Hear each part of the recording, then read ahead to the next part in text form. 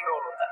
तो एक साथ में दूसरा पहलू जो है वो है अनपेड वीडीजी। वो लोग क्या है, कुछ लोग बोलते हैं कि अनपेड वीडीजी क्या है, तो आपको अपडेट करके ये बता दें कि अनपेड वीडीजी वो लोग हैं, जब आपने देखा था कि रमन के ऊपर सर्वाधार कांड हुआ था, सर्वा कांड जिसे बोलते हैं, वहाँ पे जो हिंदू लोग थे वो माइग्रेशन करके गर्मियों के टाइम में अपना माल भेड़ बकरियां लेके वहाँ पे 4-5 महीने के लिए ऑर्डनरी शेल्टर बनाते हैं। वहाँ पे मिलिटेंट आते हैं और उन्होंने कम से कम 10 लोगों को वहाँ पे मास किलिंग हुई, मैसेकर होता है।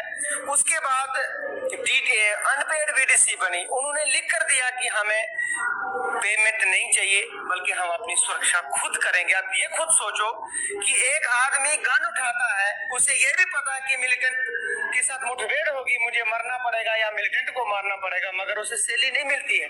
अब कहीं ना कहीं ये एक बहुत गुड न्यूज है और एक अच्छी खबर है कि तीसरी बार 3.0 जो सरकार बनी है सेंट्रल मोदी गवर्नमेंट जी की, तो उसमें सबसे पहला अगर विजिट हुआ होम मिनिस्टर जी का, अमित शाह जी की जो विजिट हुई है वो जम्मू कश्मीर में हुई है। एक हाई लेवल की मीटिंग हुई है।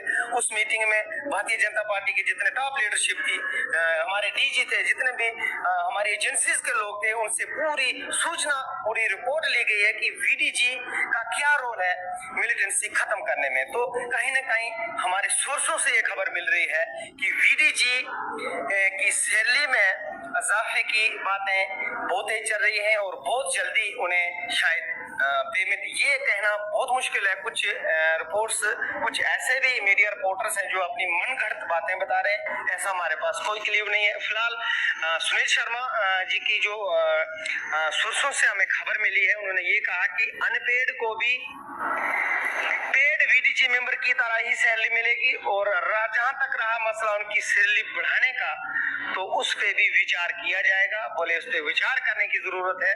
वहाँ पे एक एसआर कमेटी का गठन हुआ है, जो कमेटी उस चीज को देखेगी कि आखिर उन लोगों को कितनी सैलरी होनी चाहिए। तो रहा दूसरा पॉइंट की ऑटोमेटिक वेपन की देराना दमांड थी, उसमें बसंत राज ठाकुर का भी अच्छा रोल रहा है, डीजी साहब का भी अहम रोल है, क्योंकि आज जो डीजी है, तो मैं पूरे विश्वास से कहता हूं कि एक होनेस्ट और dedicated DG Jammu Kashmir police में आए हैं। और वीडीजी क्या, चाहे वो जनरल एसपीओज हो, आपने रिसेंट में देखा कि 9 जो हमारे एसपीओ थे, जनरल एसपीओ, जिन्होंने कुठुआ में मिलिटेंट मरवाने में जिनका अहम रोल था। पहले क्या होता था कि हाँ मिलिटेंट एसपीओ ने जो उनका ग्रुप है, क्योंकि एसओजी एसपीओज के वो तेज तरह लड़कों का ग्रुप होता है और वो मिलिटेंटों को मारने में अहम रोल अदा करते हैं। जब मिलिटेंट मर जाता फिर साइटेशन लगती थी, वो एसएसपी लेवल तक, डीएसपी लेवल तक, वहां जाते जाते वो डीजी तक जाने में हो सकता था तब तक डीजी साहब की ट्रांसफर हो जाती। तो डीजी साहब ने एक ऐसा तत्काल एक्शन लिया, उन्होंने ये कहा कि जिन लोगों ने इस मिलिटेंट को मारने में अहम रोल अदा किया, तो फिर देरी किस बात की, इनको तत्काल प्रभाव से परमानेंट किया जाए। तो उन 9 एसपीओ जो लड़के थे, उन्हें जम्मू कश्मीर पुलिस में कांस्टेबल